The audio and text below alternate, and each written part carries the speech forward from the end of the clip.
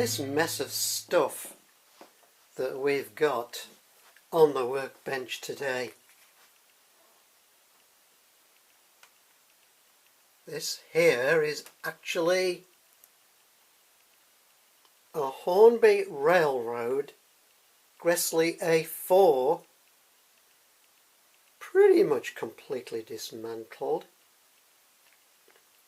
Well, when you buy things on eBay, second hand, you do always take a little bit of a gamble, and I think 99.99% of model railway things that you buy, the people that you buy from are trustworthy, the things that you buy are fine. Second hand, bound to be a bit of wear and tear, but with this particular A4 that I bought, I tested it when I bought it, tested it for 2 minutes going forwards, fine, tested it going backwards, and within 2 seconds the crank pin, the centre crank pin of the 3 driving wheels, the crank pin just sheared off at the top. Here's the valve gear that I've removed. That's actually okay. How it is held onto the wheel, here's one which came from a Duchess.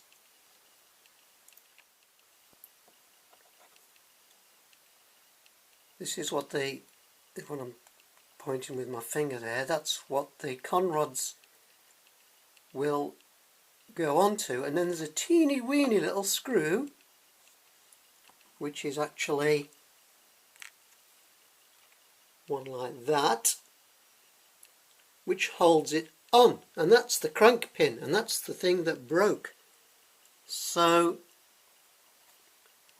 this pin came out of the wheel. That has now got the remains of a crank pin inside it, so that is pretty much useless.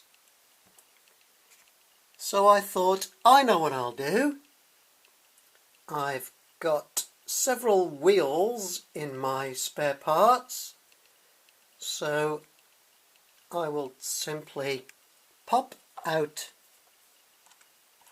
this, well, I wish I knew what that was called, pin. Well, it pops right out easily, and pop a new one in. Well, I didn't have one appropriate, so I thought I will buy from Landons of Cardiff a set of spare wheels for a Railroad A4, which is what I've got. Very slightly different. This pin, it's just the end. I've got to line them up. The new one is fatter than the old one, and I don't know why they're different. Anyway, I've had a plan, because my original plan was to just swap these pins.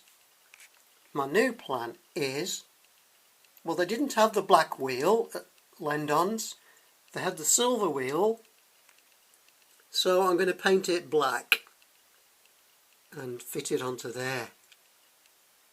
That's my next step. Well, I've painted the wheel black. That wasn't very difficult. What was difficult is the quartering. Now what you've got to do, and I did this by holding it up to the light and lining them up. When this wheel is at quarter past, this wheel has to be at o'clock or half past, exactly 90 degrees apart. Well, if you imagined a line drawn along the line of this spoke here to the centre of the axle. It would go exactly through the middle of that pin. So it's that spoke there that's important. And similarly here. So you have to line them up exactly 90 degrees apart. And then measure the gauge. Well, I'm going to try putting it back together now. Well, the chassis is back together again, working nicely. The seller of this locomotive was a little bit naughty because they said it was as new. This has clearly done a lot of miles. It is certainly not as new. As soon as I then tried to get this going, the motor conked out. So I got a new motor. So this is actually the old one. This is what you buy. I bought it on eBay. That cost £8.50 plus £1.50 delivery. So you need the hub puller to pull off the flywheel and the worm, which I've done. That's easy enough to do.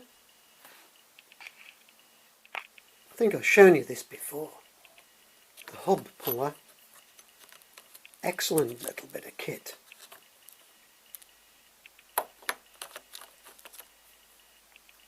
Highly recommended, especially if you can get a new motor for £8 instead of, I don't know how much it would be if it came with the flywheel and also the worm. Well, I managed to get this working again. It just needed cleaning. It was full of oil. So I got some cotton buds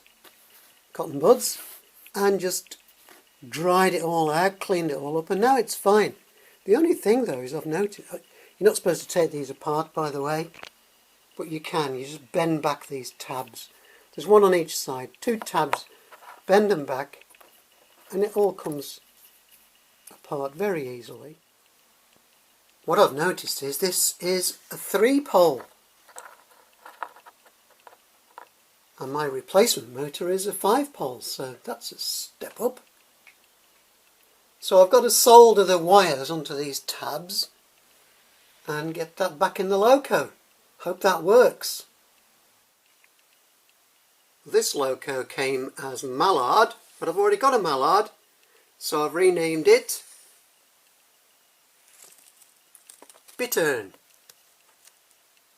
There's a nice etched nameplate there, renumbered 60019. Well, the Hornby model, it's got a plaque there in the middle, which is originally Mallard's plaque, but Bittern has a plaque as well, which is a blatant rip-off of the Mallard plaque. Exact copy, except the words are different. It says, in 2013, this locomotive completed 3 90 mph journeys in commemoration with Mallard. Something like that. I've also had a bit of trouble tracing the genealogy of this locomotive. I don't think it was ever released separately as a model by Hornby. I think it was part of a set. Because I use a website, support.hornby.com, and on that website you can get all the worksheets, the service sheets for every Hornby locomotive ever made. And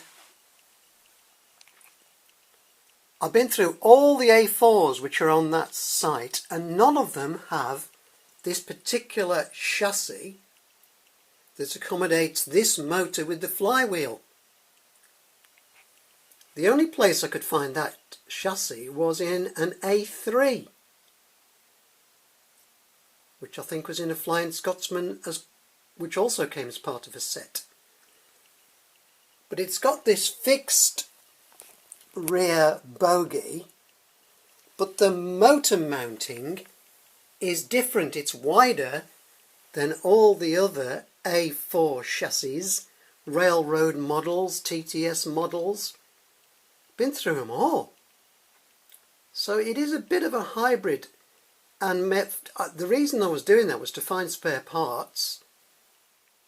I decided to replace the valve gear, and finding the right set of valve gear was very tricky, because obviously it's got to be an A4 set of valve gear, but it's got to fit this chassis, which is really designed for an A3, or only appears ever in an A3, as far as I could find out. But I think I'm nearly there with it. It's looking good, don't you think? In its experimental British Railways blue.